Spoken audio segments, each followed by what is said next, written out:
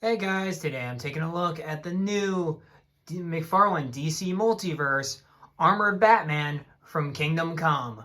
Let's get a better look at that packaging, shall we?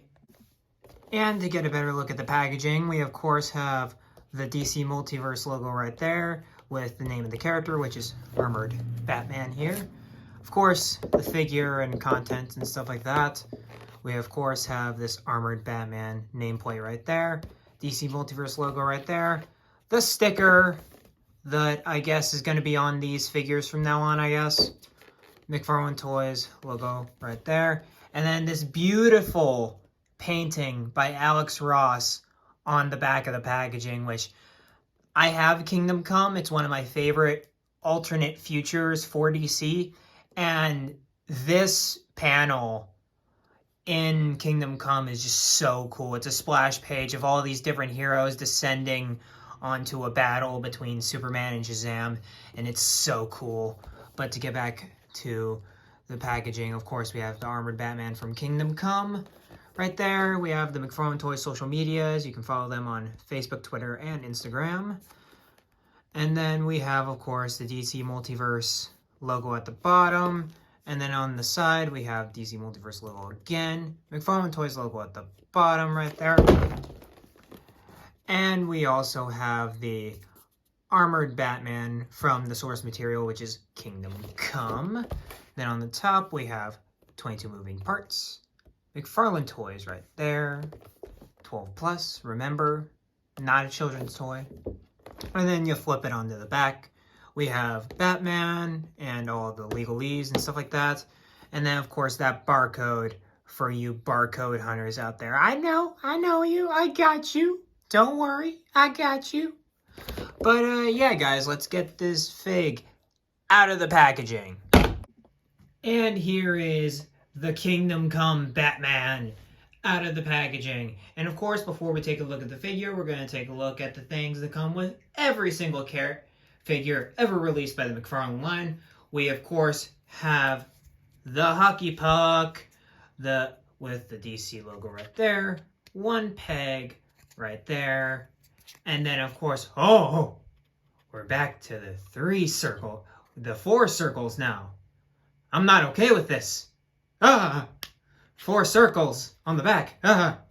But yeah, we get the stem, You know what it is. And then of course we have the card with that beautiful painting by Alex Ross, one of my favorite Batman looks of all time. And then of course we have it's pretty much how it is in Kingdom Come from what I can see. It's so basically what happens here is that Magog, who is kind of the villain of Kingdom Come. Kingdom Come doesn't really have a villain. It's a very strange story, but it's good. It's good. But Kingdom Come doesn't really have a villain, but there is this character called Magog, who basically is like what the 90s were, where he's like, oh, I'm a hero, and like I kill people, and like when Joker gasses the Daily Planet and kills a ton of people, or sorry, unalives them, my bad. When he unalives all those people, they, this Magog guy unalives the Joker. And Superman catches wind of this, and is like, hey, you should try him. And they do, and Magog gets off free because, he's the Joker. But in short, Superman retires, and the whole Justice League retires. And then, of course, with somehow his identity got leaked, and so Bane and Two-Face messed up the manor, and Bane put him in that exoskeleton, which he is wearing an exoskeleton under that bat suit. But yeah, he that's why it looks so knightly and robotic. It's because it is. He can barely be Batman. And that basically sets the stage for the figure, and we'll get a better look at said figure. So, of course, with this figure, he has posable wings where they can fold, and you can take them off if you want. I don't know why you would. It looks dope. But you can do all sorts of posing with the wings and stuff like that. And it's a very streamlined design, very comic booky kind of design. And this is what I imagine Batman Beyond to look like, is a more of a cybernetic robot kind of suit. At least when Bruce, like in my head canon, at the end of Batman's career, he's wearing this. Before Batman Beyond, like he is wearing this, and then he goes on to adopt the Beyond suit. But yeah, like I said, looks absolutely fantastic, straight out of the Alex Ross paintings, which he did paint these. This is a painting. You can clearly tell it's a painting. Don't tell me it's not a painting, because it is. And I'm pretty sure it's for him to like hold on to, but he's got fists right here. So yeah, there's that.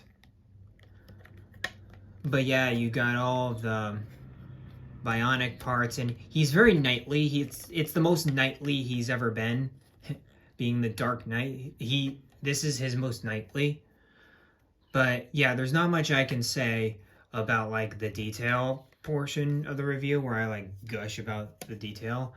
But I love this jetpack thing that he's got. Like, this Batman can fly, but it's really cool. And I just love this design where it's like he's wearing a robot suit. Like, it's cool. It's a very cool design for an older Batman who really can't move around like that anymore. I love this suit. And the only main thing I have in terms of like paint deco is the fact that the knee is black. The knee should be gray, because you can't really tell there's a point on the knee, on the actual boot, because the knee is black. You see what I mean? That's the only real paint problem I have on this figure. Besides, obviously, like, glossing this man up would look awesome. Like, giving that metallic look would look insane, but it would also cause it would cause a very large glare for the camera, and so I'm happy it's not. But yeah, overall, really cool figure. You can do a lot of expressive things with it, where you could really do something like this, and then you can form the wings with how you want it to, or something like that. Something roughly to that. But anyway, since I'm done talking about the detail, because it's very simple, very streamlined look for the figure. It's very much like a this is what you get kind of figure, where there's not a lot of detail, very comic booky, like I keep saying. But yeah, let's get into the articulation. So his head can't move that much. And I get it, he's not seen like looking up too much, but it would be nice if we had a little bit more mobility in the head, because he can't look left and he can't look right that well, but he can look up a decent amount, and then he can look down pretty far.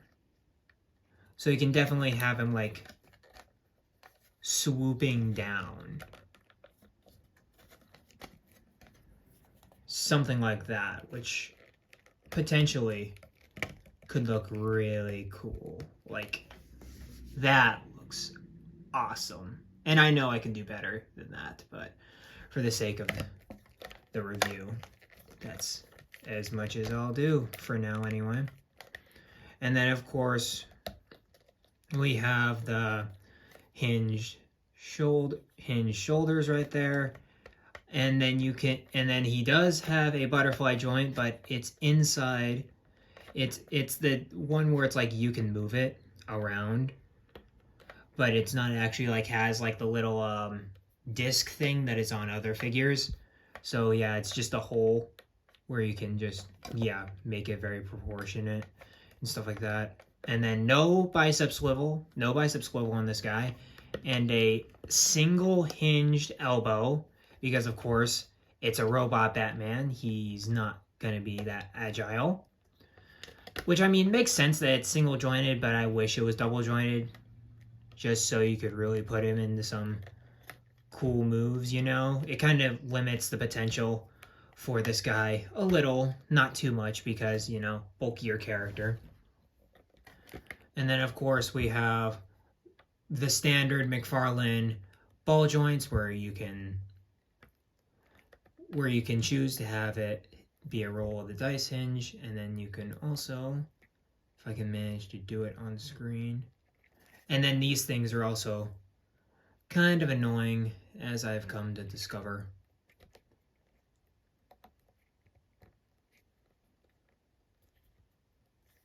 And then you can also make it move in and out like so. I love these ball joints. I will never stop singing the praises because they're so expressive with the, because you could easily, like with characters like Red Hood who have like guns and stuff like that, they really benefit from the roll of the dice hinge. But there are other characters that also benefit from the in and out kind of motion. So again, both is awesome. I love those wrist joints.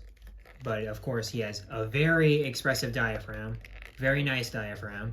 He can move in that much, and he can move back about that much, because of course he's wearing a big plastic, he has big plastic wings. And then for the legs are a little hindered because you can only move about that far up, and then one moves farther up than the other. It's like this one was put in. Yeah, it's like this one was put in way higher than this one when they actually like put in the legs. But as you can see, he has thigh swivel, one of the best thigh swivels of the entire line, surprise, surprise, because of how he's sculpted, surprise, surprise. But yeah, and then he has double jointed knees, which, and then I forgot to say that he has hinged legs right there.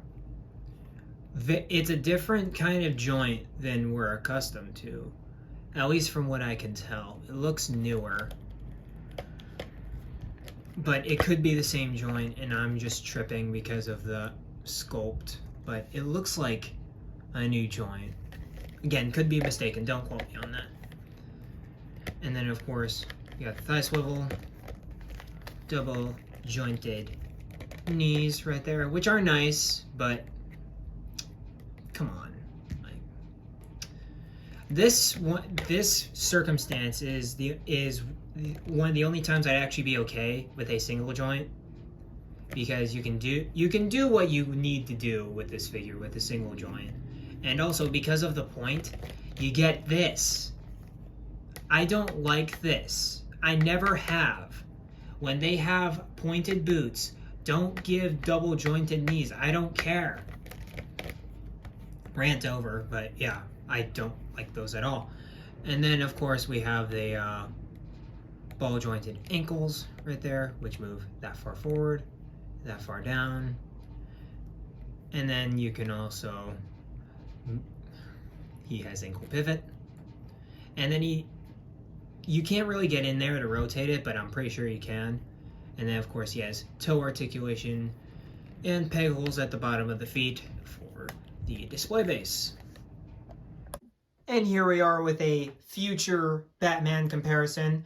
We have the only figure I ever picked up from the Dark Knight Returns wave, but it's the armored Batman, and then of course our new Kingdom Come Batman, and then the Target exclusive Batman Beyond, which I think is the best looking Batman Beyond. It's the most practical because, you know, he doesn't have the face, which I know a lot of people like the face, but at the same time, it's not very practical, and you can't make a mask that lines up with your lips. I'm sorry, you just can't do it. I get it, future tech, but like still. But yeah, obviously he fits in with both of these figures. You can have him fit in with this guy who has more textures with like the cloth underneath the kind of armor, and then he can also fit in with the more comic booky characters like this guy right here, who doesn't have a lot of texture on him and is very streamlined and bare to the bone, but still, these guys all could like do a massive team up and it would be so cool. And you can it'll totally work and not jar people with like how many textures, because you can't throw this guy in with a character like Arkham Joker. He just has too much texture and it would look too weird, you know what I mean? But still, great looking roster of like future Batman. And here we have Kingdom Come next to all kinds of different Batmen. We have some comic book figures over here. We have Flashpoint Batman, Thomas Wayne. We have Batman in his prime with 3 Jokers Batman. Still the de facto Bruce Wayne Batman, don't get me wrong. Don't get me wrong. Still the de facto prime continuity Batman. As far as I know, it's the best just status quo Batman I have. And then we of course have Kingdom Come, which is so cool. Just love how imposing he is. He looks great. Absolutely love him. And then another new kid on the block. We have the Arkham Knight Earth 2 Batman, which looks so cool. Love this guy. Absolutely love this guy. If you didn't watch my review on him, watch it. Just watch me gush about that figure for like 20 minutes. And then of course we have the Lee Bermejo Batman over there. But as you can see, he fits in with a lot of them. He doesn't fit in with this one. He fits in with all of them. Now that I think about it, because you have the streamlined comic booky figures over here, which he fits in great with those because he's very streamlined and very Bruce Timm animated, that kind of thing. And then you of course have these guys over here, which are more of a realistic, a lot more textures, especially that Lee Bermejo Batman right there. But he can fit with those too because of course he is wearing a kind of mechanized suit. So it's to be expected to not have all this detailing and like textures in the fabric and stuff like that. So you can really put him wherever and he'll work because he's, again, in a robot suit. Just overall, very nice figure to have on the shelf. And with that comes the end of this review. My final thoughts on this figure. He's awesome. He is literally like, he just jumped out of the Kingdom Come book, literally. Like, he looks so good in terms of accuracy to the book. He is a 10 out of 10. But yeah, if you like the streamlined kind of DCAU kind of style for a figure, you'd absolutely love this guy. But if you want detailing out the wazoo, if you really want that sculpt to be something, you know, like that Earth 2 Batman, for instance, or the Killing Joke Joker, or something like that, I can see why you'd not really care about this figure because of how streamlined it is, of course, and the lack of texturing, etc., etc. The wings are something that I just think is so cool. It gives it another display option for you to integrate the wings into your display and stuff like that. But I just wish that there was a place where you could get a flight stand on him, because I tried it on one of these flight stands right here, the McFarlane flight stand, and I couldn't get a good grip on anything, and when I did get a good grip, it would always topple over. So let me know in the comments if you guys found a good point to put on the character so he can fly, because you know this Batman can fly. But yeah, that's it for this review. Like, comment, subscribe, all that good stuff. Tell me what you guys think about the figure after the video. And yeah, keep collecting and be kind. Peace.